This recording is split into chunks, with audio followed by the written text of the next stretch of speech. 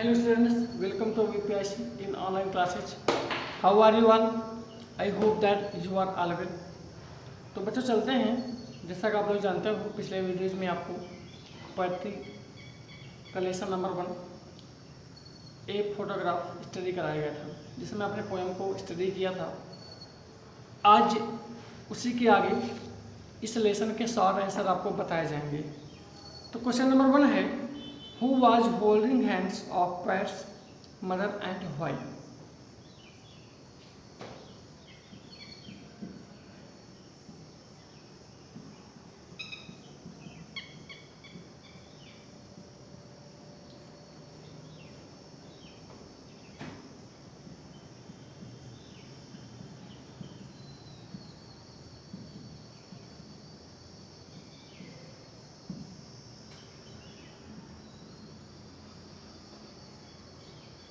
कवि की माँ का हाथ कौन पकड़े हुआ था और क्यों? पहला क्वेश्चन।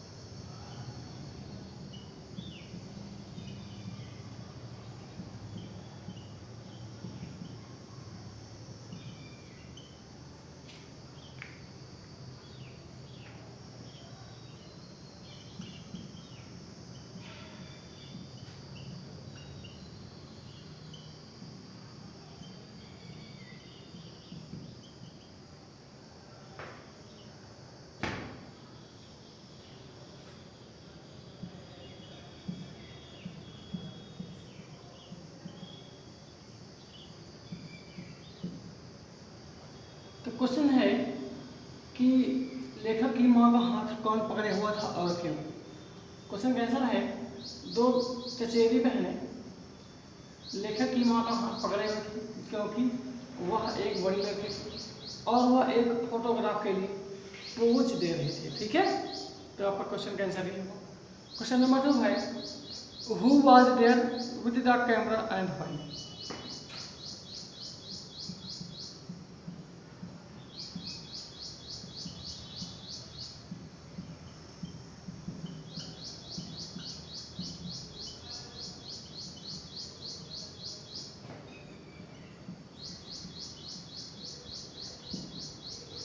कैमरे के साथ कौन था और क्यों?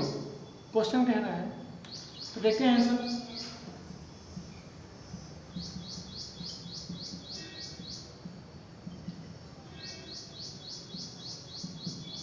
The two girl cousins were with the camera.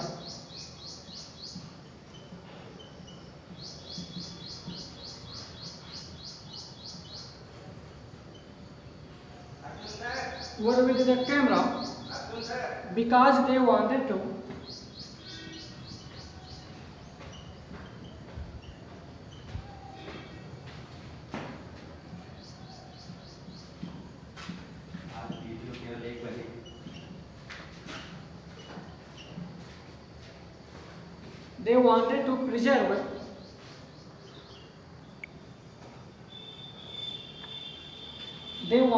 preserve the images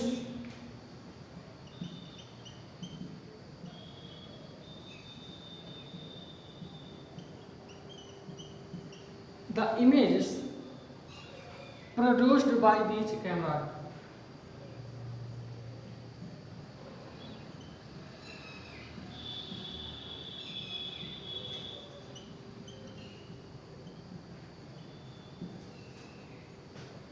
तो चचेरी बहन कैमरे के साथ थी क्योंकि वह एक चित्र कैमरा के साथ में जो लेता था उसको सब सुरक्षित रखना चाहती थी।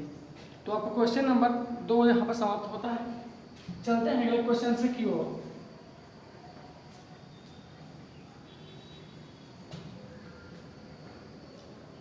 क्वेश्चन नंबर 3 है what has the camera captured.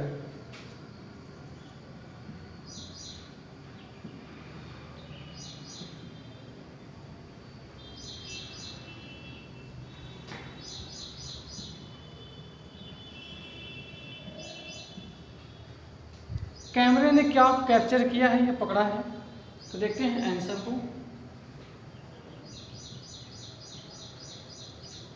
The camera has captured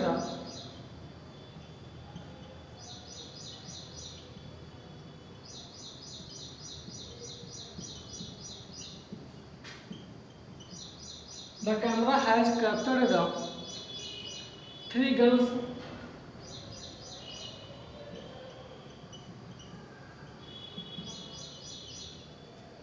the 3 girls, the poet's mother,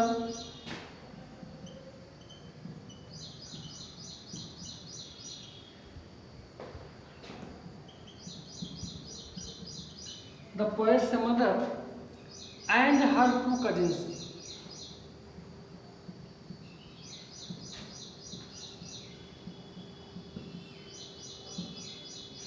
Betty and Dolly.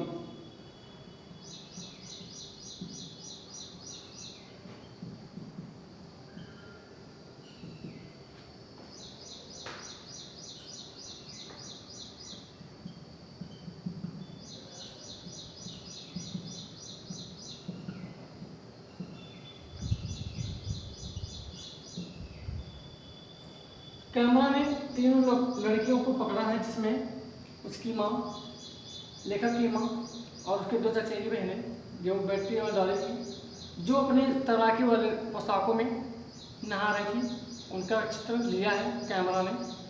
Question number 3 यहाँ पर समाप्त होता है। क्वेश्चन नंबर 4 है the poets mother laughed at the.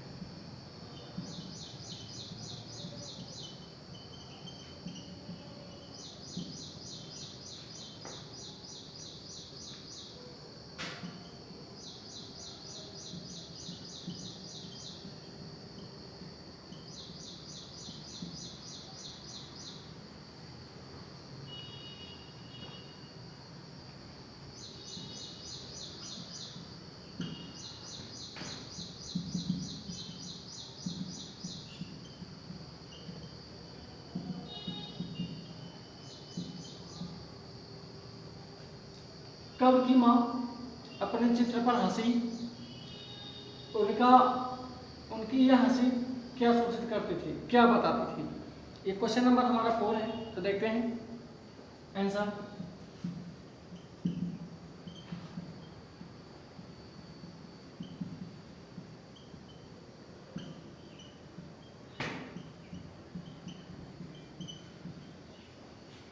The poets mother laughed at the snapshots.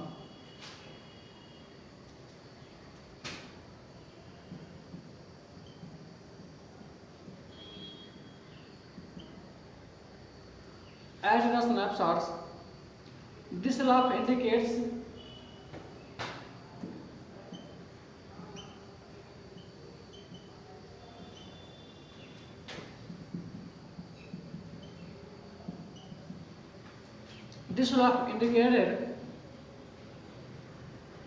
her remembering her past.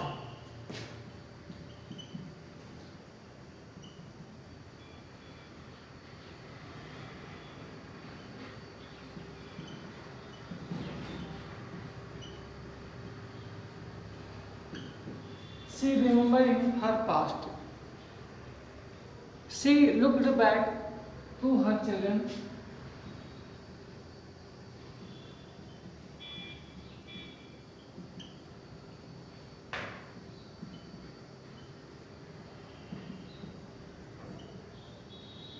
She looked back to her children of childhood days.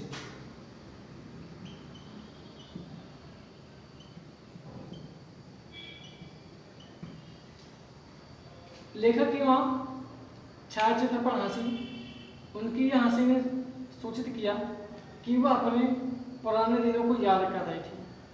उन्होंने पीछे देखा बच्चों को जो अपने बचपन के दिनों में थे, यानी उनको बच्चों को देख करके अपने बचपन की याद आ गई। तो क्वेश्चन नंबर 4 समाप्त होता है यहाँ पर।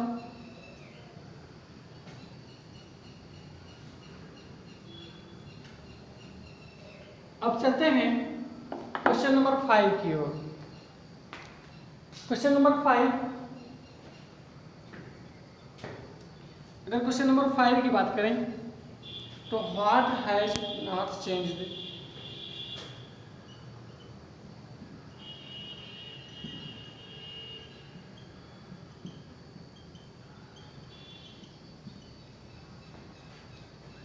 What has not changed over the years?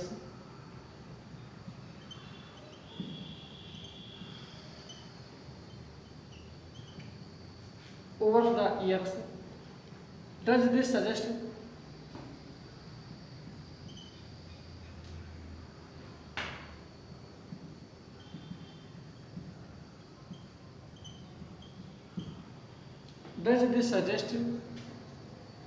something to you?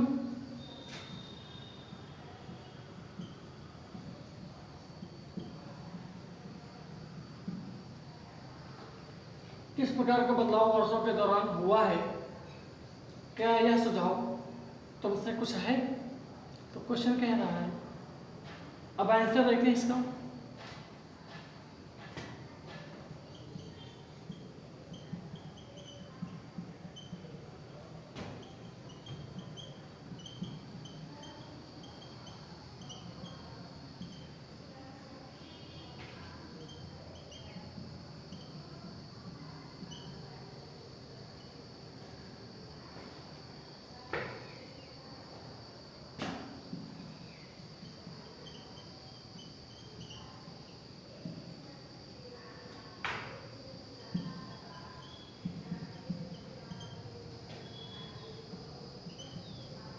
The sea has not changed over the years.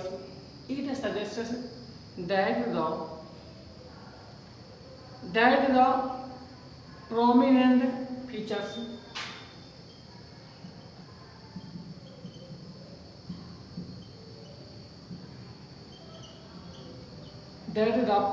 features do not change much.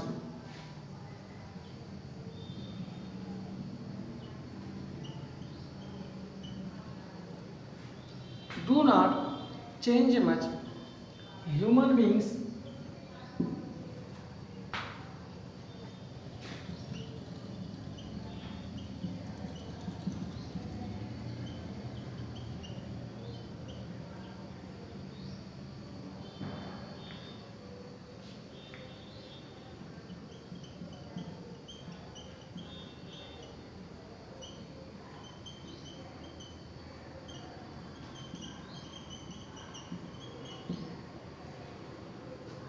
समुद्र वर्षों के दौरान ही बदला है। यह हमें सुझाव देता है कि जो प्रकृति के क्रियाकलाप हैं वह अधिक नहीं बदलते हैं। मानव जाति आती है और यहाँ से चली जाती है, लेकिन प्रकृति जो है वह हमेशा एक जैसी ही लगभग रहती है। यानी प्रकृति में कोई विशेष बदलाव नहीं होता है। तो इसके माध्यम से सीखने को मिला कि जो कुछ बदलाव होता है ह्यूमन बीइंग में अधिक होता है, मानव में, लेकिन जो प्रकृति द्वारा, जो भगवान द्वारा, गॉड द्वारा चीज़ें हैं उनमें अधिक बदलाव देखने को नहीं मिलता है। तो बच्चों इसके क्वेश्चंस जो हैं यहाँ पर समाप्त होते हैं, लेकिन एक चीज़ को आपको ध्यान देना है कि इसके जो भी क्वेश्चंस हैं वो आपको लिखना होगा। अगर इसके आगे क्वेश्चन की बात करें तो इसमें से भी आपने कुछ चीज़ों को स्टडी किया है, जैसे कि पोयम। उसके बाद आज हमने आपको शॉर्ट आंसर के स्टडी कराए हैं। अगले वीडियोज में आप इसी सब्जेक्ट के सेंट्रल आइडिया एक्सप्लेनेशन भी हल करेंगे। एक चीज़ का ध्यान दीजिएगा, इस पाठ में अभी आपको आगे वीडियोज़ में फिल इन द ब्लैंक्स भी मिलेंगे, तो इसलिए आप इस लेसन को जो पहले वीडियोज़ में हमने आपको पढ़ाया है उसको अच्छे से सुने और समझने का प्रयास करें। लेसन एक फोटोग्राफ तो जो भी पहला टॉपिक स्टडी कराया गया है उसे ध्यान से सुने, समझने के साथ साथ जो भी यहाँ से आपको वर्क दिया जाए, चाहे वो लिखने का कार्य हो, चाहे वो PDF हो, चाहे वीडियो जो भी सजेशंस यहाँ से आपको भेजे जाते हैं उन्हें आप गंभीरता से लें, अपने कोर्स को पूरा करें। अगर आपने कॉपी किताबें न ली हैं उनको ले लें, कॉपी मेंटेन करें, और इसके साथ साथ में आप लोग अपने अध्यापक पे टच में रहें, संपर्क में रहें। तो कहना ये है कि पढ़ाई से दूरी बिल्कुल भी मत बनाएं। जो भी सजेशंस आपको मिलते हैं उनको गंभीरता से लेते हुए पूरा करने का प्रयास करें। तो आज के वीडियोज़ में आपने बहुत सारा चीज़ें स्टडी किया है जो कि आपके सिलेबस से संबंधित थी। तो आज जो भी वीडियोज आपको पहुंचता है उसको ध्यान से समझें, स्टडी करें। तब तक के लिए आज के लिए इतना ही, फिर मिलते हैं एक नए वीडियोज में आगे के चैप्टर के साथ। तब तक के लिए गुड बाय।